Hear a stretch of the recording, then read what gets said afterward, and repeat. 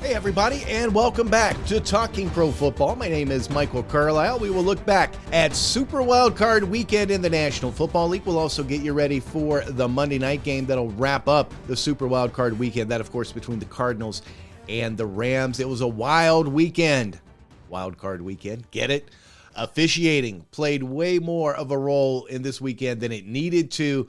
And while maybe we could debate how much the officiating actually played a role in the outcome of multiple games, the fact that we're talking about officiating today is really the problem here, because anytime there is any doubt in the mind of the fans, regardless of whether it's sour grapes or wishful thinking, it's not a good thing for the National Football League.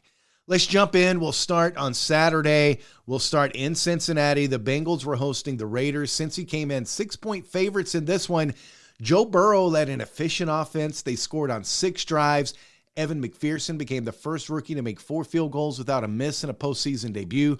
Jermaine Pratt sealed it with a 4th-down interception in the final seconds as Cincinnati held on to beat the Raiders 26-19, helped by some questionable officiating by Jerome Boger's crew that might have allowed Burrow's touchdown pass to Tyler Boyd to count when it shouldn't have. Bengals not only get the first playoff win in 31 years, they also extend a lengthy postseason drought for the Raiders. Raiders last won in the postseason in the 2002 AFC Championship game. All right, as far as that controversy, since he had made it 4 for 4 on scoring drives late in the first half, Burrow rolls to his right to avoid pressure. He throws from close to the sideline. Play continued despite an erroneous whistle by an official who thought Burrow had stepped out of bounds. Boyd caught the 10-yard pass in the back of the end zone for a 20-6 lead. The play counted despite the Raiders correctly pointing out that by rule, once the whistle blows, the play should be dead and the ball should be returned to the previous spot and the down replayed. It was clear on replay that the whistle blew while the play was still active. By the letter of the rule, the play should not have counted. The officials get together, they ruled it a touchdown, and Cincy winds up winning by 7 points. So you got controversy there. And look, maybe the Bengals go on to score anyway.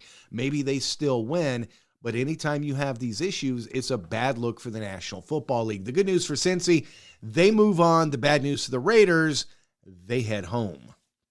The other game on Saturday, the Bills at home, they were 4-point favorites to the Patriots, and Buffalo made it look easy. Josh Allen sets a team playoff record with 5 touchdown passes, including 2 to Dawson Knox.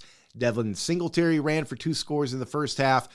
47-17 the final. The Bills whip the Patriots on Saturday. The margin of defeat, the largest in the playoffs for New England in Coach Bill Belichick's tenure, which began back in 2000.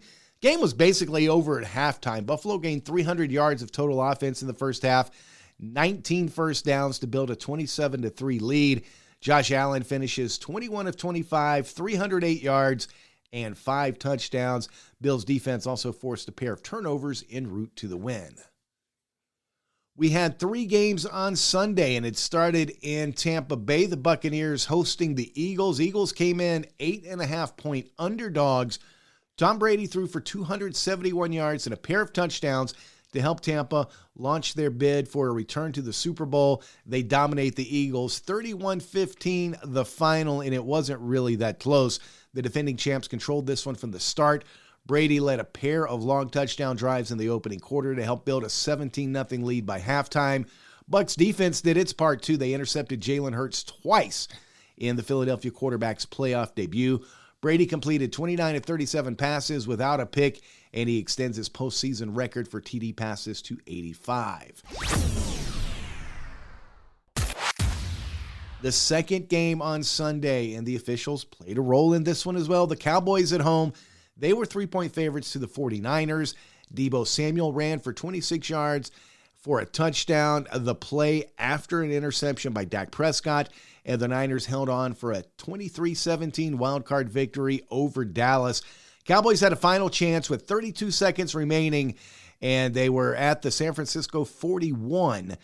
They get down there with 14 seconds to go. Prescott takes off up the middle, intending to slide and then spike the ball to set up a final play, but Dallas didn't get the snap off from the 24 until after the clock hit 0. After a brief delay, the officials announced the game was over. Niners head to Green Bay for the divisional round. And this one, again, the officials come into play. I think everything went the way it was supposed to. Dallas, after Prescott slides, tries to set the ball up themselves. The official has to actually spot the ball. So Dallas tries to do it themselves. They're also nowhere near where the line of scrimmage should be. The ref comes in, sets the ball up for play, bumps into Prescott in the process, and Dallas not able to get that play off at the end. A very questionable final play for the Cowboys. You were certainly taking a chance in Prescott pulling the ball down and running. He needed to get down sooner to make sure they had time to spike the ball and get off one more play. While the officials have come under fire here, I don't necessarily think they did anything wrong in this one. This was bad luck for the Cowboys, and Dallas had a lot of bad luck in this game. Their postseason ends early once again. The Niners advance.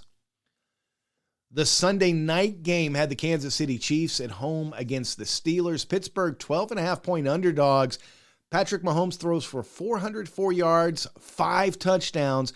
Travis Kelce caught a touchdown pass. He also threw one, and Kansas City sent Pittsburgh's quarterback Ben Roethlisberger into his anticipated retirement with a 42-21 blowout.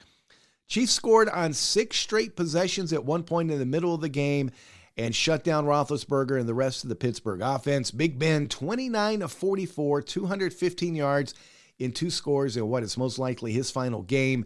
Mahomes, meanwhile, 30 of 39, 404 yards, 5 touchdowns, and a pick. Super Wildcard Weekend will wrap up Monday night in Los Angeles, and this is a battle of division rivals. The Rams hosting the Cardinals. Arizona comes in as a 4-point favorite. Third meeting between these two this season. Both teams won on the road. The Cardinals got the first meeting while the Rams won the second one in December. Cardinals were 1-4 in their last 5 games, and they allowed 30 points per game in those 4 losses. Rams, they haven't exactly been playing well either, though. LA did win the NFC West, and this is Matthew Stafford's chance to make a Super Bowl run. Rams have won 9 of the last 10 meetings. Kyler Murray has not had a lot of success against the Rams in his career. He's 1-5 with 7 passing touchdowns and 6 interceptions against Los Angeles. I think this one will be a close one. I think both defenses will play well in this one as the offense for both teams have been struggling. I do like the Cardinals here. Despite Kyler Murray's struggles against the Rams and his struggles late in the season, there's so many different things he can do, the way he can make plays with his legs. If he can get a couple of those plays here, I think the Cardinals can do just enough, and that defense can contain the Rams' offense just enough. It may be asking a lot. I may be going out on a limb here, but I do like the Cardinals in a close one.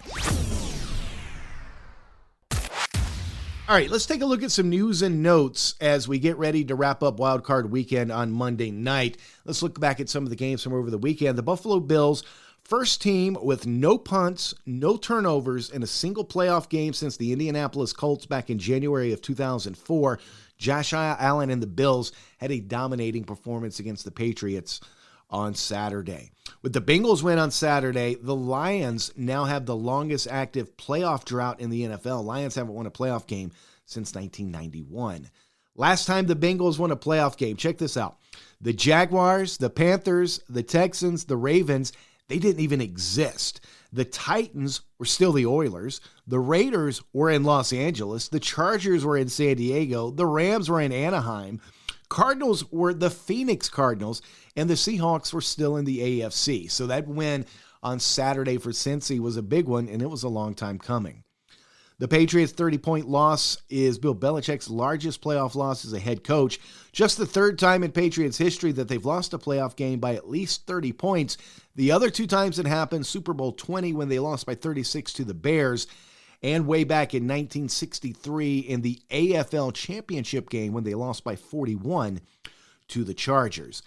Eagles, with their loss, they finished the season 0-7 against playoff teams. They beat the teams they were supposed to, but they did not play up to their level of competition. Still, all in all, a pretty good season for the Eagles. They made the playoffs after all. Eagles quarterback Jalen Hurts, he left the stadium on Sunday in a walking boot. He had been dealing with an ankle injury for weeks, And while he's been able to manage the pain, it's a ligament issue. He obviously hasn't been 100% down the stretch. He wasn't 100% this weekend. And you can see that affected what had become the best rushing team in the National Football League. Tom Brady and the Buccaneers win. He moves to 35-11 in the postseason. He's won 17 of his last 20 playoff games. He's 5-0 in the playoffs with Tampa, and his offense has scored 30 or more points in all 5 of those games. Jalen Hurts, now the 28th different quarterback that Tom Brady has defeated in the postseason. Nobody else has beaten more than 15 quarterbacks. The Dallas Cowboys, with their loss, they've now been one and done 7 of their last 10 postseason appearances. Deebo Samuel, 72 rushing yards against the Cowboys, the most by a wide receiver in a playoff game since the Super Bowl era began back in 1966, passing the previous mark held by Hall of Famer James Lofton. Cowboys, you can talk about that final play and not being able to get the ball spotted and try to blame the refs. That was all on the Cowboys. Not only for that, but just to be in that situation. They committed 14 penalties on Sunday. And look, shouldn't be surprising, one of the most penalized teams in the National Football League. But they commit 14 penalties. They run a quarterback sneak from the 40 with no timeouts and 14 seconds left. Tried spotting the ball wherever they wanted it and run the next play on their own. They still needed a touchdown, but yet the fans are still trying to blame the refs. I don't get it. Patrick Mahomes, 5 touchdown passes in a span of 11 minutes and 30 seconds of game time on Sunday. Easily the fastest span in postseason history. The next fastest, Tom Brady, it took him 25 minutes back in 2011. The Chiefs in their win, how dominating were they over the Pittsburgh Steelers? They had a running back catch a touchdown pass, a wide receiver catch a touchdown pass, a tight end catch a touchdown pass, an offensive lineman catch a touchdown pass, and a tight end throw a touchdown pass. No other team in NFL history has done all those things in the same season, let alone in one game. Patrick Mahomes, the first quarterback in NFL history with 400 or more passing yards and 5 or more passing TDs in a playoff win. The only other quarterback with 400 passing yards and 5 touchdowns in a playoff game, Ben Roethlisberger, back in 2017 when the Steelers lost to the Jaguars. All right, so don't forget, we've got the Monday night game coming up tonight. This will wrap up the wild card weekend. The Rams and the Cardinals, LA, a 4-point favorite in this one. The schedule for next week is already set. It'll start on Saturday, 4:30 Eastern time. The Bengals will be at the Titans. That game will be on CBS. Then at 8:15 Eastern time on Saturday, the 49ers at the Packers on Fox. Your 2 Sunday games, 3 o'clock Eastern time. It'll either be the Cardinals or the Rams. Whoever wins Monday night, they will be at Tampa Bay. That game's on NBC. And then at 6:30 Eastern time, the Bills will be at Kansas City. And that is your division round for next weekend. Our next episode will drop on Thursday. We will look back at the Cardinals and Rams. We will get you ready. We'll get in depth for the divisional round of the NFL playoffs. We'll break down each of these games, the latest news and notes. We'll also update you on the coaching searches. And hell, maybe by then the Cowboys have thrown their name in the hat for a coaching search. A lot of stories out there about Mike McCarthy after Sunday's loss by Dallas. So we'll have to see how that plays out. Our next episode will drop on Thursday. As always, you can hit up the show. Find us on Twitter at TalkingProFB. You can get me at Real Mike Carlyle. Email us, talkingprofootball@gmail.com. We're out of time. We'll be back again on Thursday for another edition of Talking Pro Football here on the After Hours Podcast Network.